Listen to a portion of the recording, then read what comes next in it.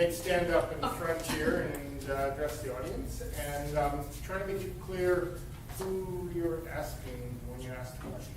And maybe both of them will answer depending on what it is. I'll let them field the questions, or maybe I should. Let's see. You have your hand up first.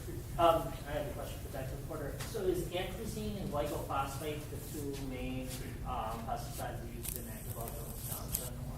Those are that and neonicotinoids, Is that which are the ones that killing off the bees and everything else along with them. What's the 2,4-D? Oh, 2,4-D crepes. That's a real nightmare, and nobody will tell you this. 2,4-D is an herbicide. It's an old-time herbicide, and when you make it, no matter how you make it, you're always going to get two forms of dioxin with it. Dioxin looks like estrogen to the body. It has an incredibly long lifetime, at least on the order of our lifetime, in terms of its half-life. And the EPA does not monitor the two kinds of dioxin that are made when you synthesize 2,4-D. So anytime you hear anybody say they're using 2,4-D, they're also using dioxin, which causes not only immune suppression, neurological dysfunction, but also substantial hormonal changes and impacts on the development of the fetus's heart and a whole suite of other parts of its body. So my neighbors all around spray a combination of Roundup, glyphosate, and 2,4-D. Wow. And they're now going to have corn that can also take those sprays. Yeah. It's been on the soybeans. This is an absolute nightmare. I mean, I absolutely agree 100% with everything she said. She's right on the money. She's absolutely right on the money. We are under siege. We really are under siege. You may not know it, because, especially if you're older, because you haven't been exposed to it all your lifetime. But any baby that's conceived today, that egg has already got a whole bunch of fat-soluble pesticides in it and dioxins in it. And that means that its whole developmental trajectory is going to be influenced by those things that look like hormones to it. I just got to say that I can look around the room and see a lot of people that could be, no offense, my parents. And I know a lot of people, when they came back from war, had to deal with Agent Orange. I think that my generation had to deal with DEET. And I noticed that there's a lot in my generation that are chronically ill. I have a neuroautoimmune disease myself. And I'm allergic to a lot of chemicals, so I do a lot of clean stuff around my home. But what I want to know is what you guys suggest to not just this generation that's here, but to also my generation, because look at how many of my generation are here. There's like hardly anybody. But what am I going to be able to do, or what are they going to be able to do for their grandkids or their kids or, my kids? Because we've been through this already with chemicals and things like that. It's just, they just got bigger, and, here's the next generation now. Now we get to deal with what happened in the 80s and then, something like that. So what's your advice to those of us in this room as far as doing something about it? What she said, you vote for your dollar, buy your dollars, the way you spend your money. That's what gives power to these companies. If they can't sell their product, they're not going to be able to make it, and the guys that run those companies are not going to be in power. Yes. And you must We educate have to your change friends. market share. We have to change market share, and that means education. I just want to interject something. Anyone know why crime rates dropped in the 90s? The recent evidence seems to indicate. Why what? Crime rates dropped in the 90s. Anybody know what recent evidence? Because they stopped putting lead in gasoline. Think about it. The lead. Stop what? Using lead. The lack of lead. They stopped using lead. The lack of lead caused a rise in intelligence and less problems in children. That may have been why in the 90s crime rates dropped. It's amazing how things like this can have a huge impact. Anyway, next question. I'm concerned, question two-pronged. I'm interested in the content of atrazine and the other chemicals mentioned, Roundup, in farm well water. So the second part of the question, if farm well water is contaminated with either one of those, what's the likelihood of a person contracting celiac disease from that contamination? You have probably elevated risk of every kind of chronic disease that the CDC is seeing elevated to very high levels now. that we never used to see before. I'm talking cancer, I'm talking neurological diseases, autoimmune diseases, endocrine diseases, changes in developmental patterns of young, like some of the stuff I showed you here. These are all associated with disrupting your hormones, suppressing your immune system, and altering your neurological functions, like your ability to remember. Remember those kids down in Mexico who couldn't remember anything more than about 30 seconds.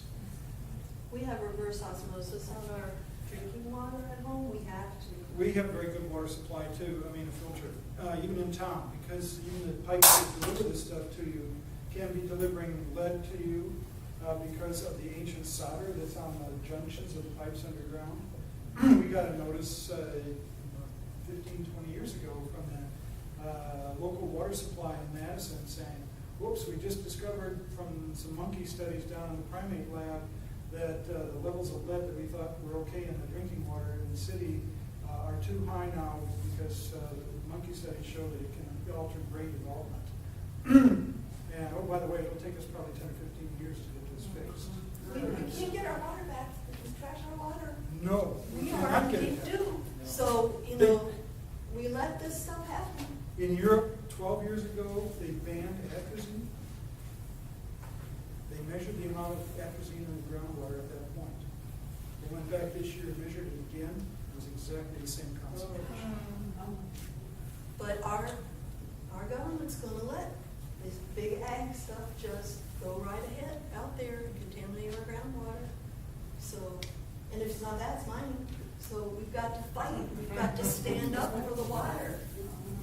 Down in the south, I should mention this, down in Louisiana and Mississippi, where they've got all the runoff from everything up here, for the first time, the population age, the average age before you die is declining now.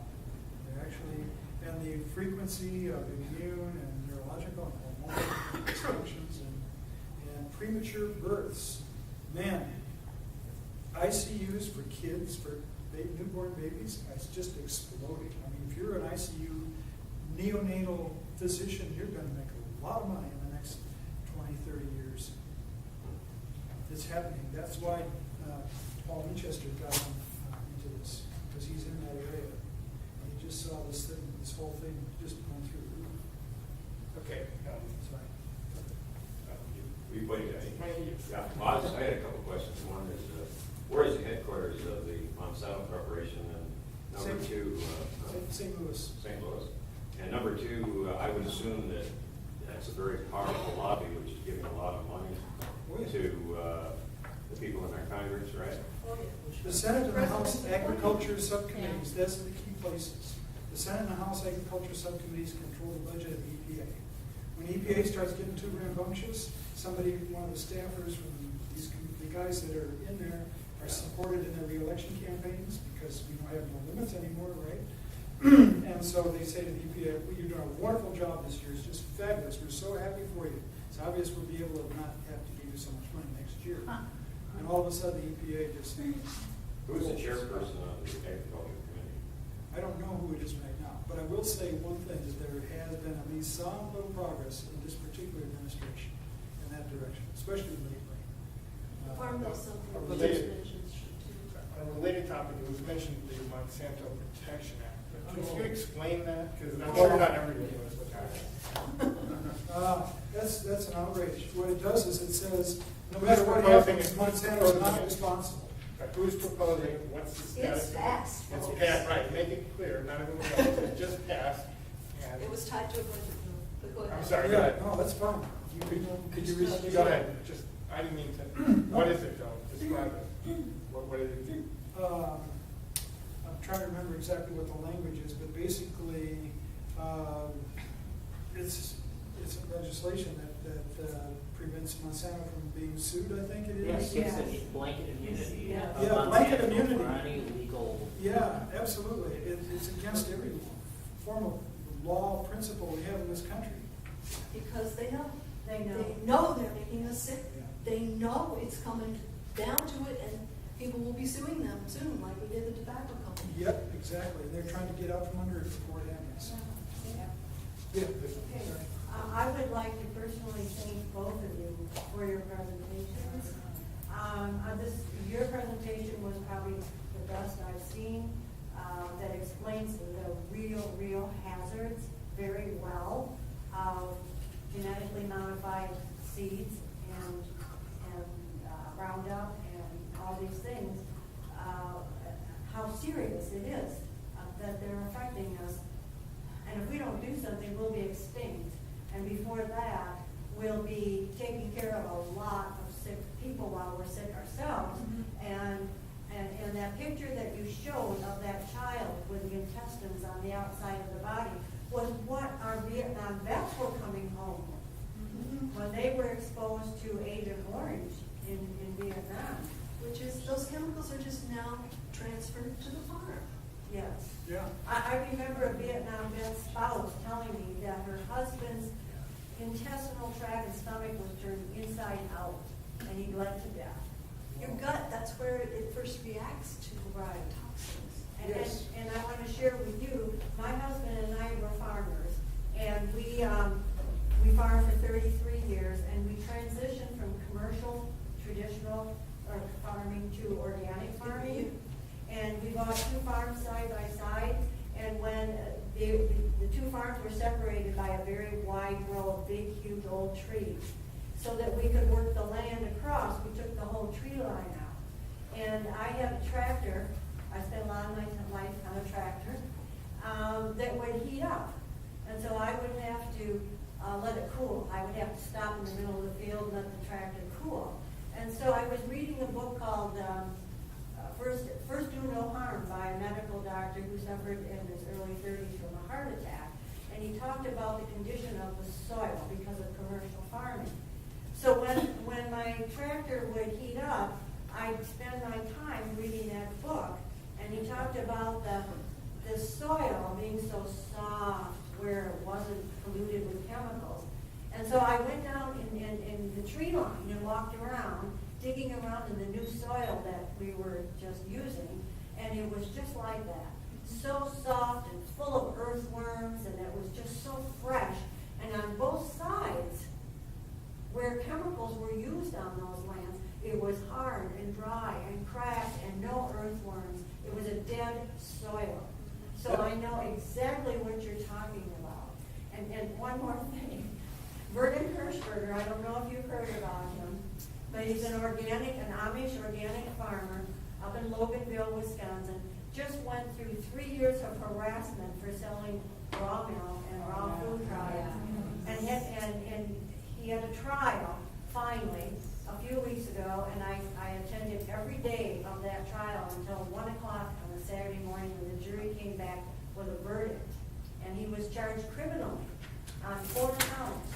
And the jury, despite the fact that it was a kangaroo court, and the jury was not allowed to hear so much of the defense's story, the jury came back with not guilty on 3 of the 4 counts.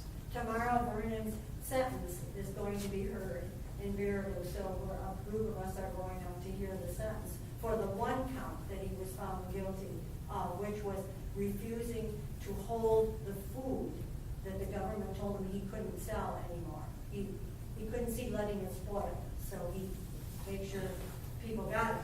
So that's what he was found guilty of. But what that is the harassment. When you say it is so hard in Wisconsin to be an organic farmer, that's what he has gone through. 3 years. They put blue dye in his full milk tank, destroyed the milk, and it just made you sick. But anyway, the jury, talk about jury nullification. Education, that's the key. We need to get out and educate as many people as we can. I would like to invite you to come talk to a group I belong to. I do this all the time. I want you to also understand that this is not a one-shot deal. I'm not just coming down and talking to you and going to forget about it. Anytime that I can help any of you or any of the people you know or want to find out more about this, one of the things I do is provide information. I've got all kinds of sources to back up the stuff that we're talking about. I'm on the national board of Beyond Pesticides. We have weekly meetings twice a year, and so I'm very active at the national level too. There's something else I want to mention to you about GMO feed. We've been working with GMO fed cows versus organic fed cows. I don't know if you all know, but organic cows typically live about a dozen years. GMO fed cows will live 4 years. Not only that, but the vet bills on the GMO cows are twice as high as they are for organic cows. And I know this by talking to organic farmers and farmers who are running GMO cows. So there's a huge health difference, and one of the things that we're looking at, and other people are looking at too, apparently, see, one of the arguments for herbicides is these herbicides are designed to interfere with plant enzymes, and so they're not going to affect animals. What they forget to tell you is that the bacteria that are in our gut have the same kind of enzymes that plants have. And so when you're putting that stuff into your gut, you're screwing up the microbiota of your gut. And that leads to irritation and inability to function properly in terms of the digestive system. And it's now turning out that the digestive system is one of the key parts of your body that run the immune system. I'm also a dietitian, so I really Okay, understand that. sorry, we have 15 minutes left. I just want to make sure everyone has a chance to ask questions and participate. I was just wondering, wouldn't the pesticide industry argue that without pesticides, crop yields would drop? They always argue that, but that's bullshit, because Well, there's data in the literature, published papers, side by side